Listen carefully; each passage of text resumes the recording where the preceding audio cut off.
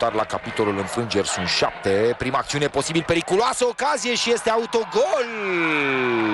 1-0, iată cât de oportunistă poate fi echipa lui Liviu Ciobotariu. În primul minut al reprizei secunde, la Botoșani, voluntariul profită de o eroare în lanț în apărarea gazdelor și marchează. Ultimul care atinge balonul este Riad Sadiku. Apare o bucurie reținută, camerele ni-l arată pe Vitalie Damașcan. El poate fi creditat ca autor al golului dacă va considera și Ionuț Coza asta. Ce trecere a lui Govea, nu e o centrare chiar foarte bună. Bine, trebuie să vedem dacă mingea este pe spațiul porții, chiar dacă nu e un... aș spune mai degrabă e autogol. Mai degrabă autogol.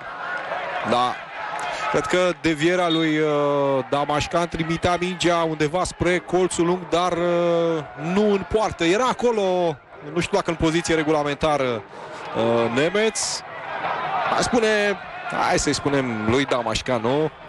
Dacă grafica ni-l arată pe Damașcan, vom afla cu siguranță la sfârșitul meciului, întrebându-l pe Ionuț Coza pe cine pune ca marcator.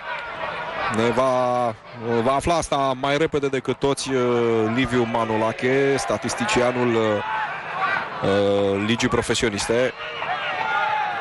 Start de repriză secundă, iată.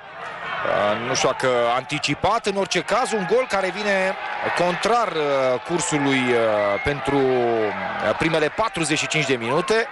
Botoșaniul și-a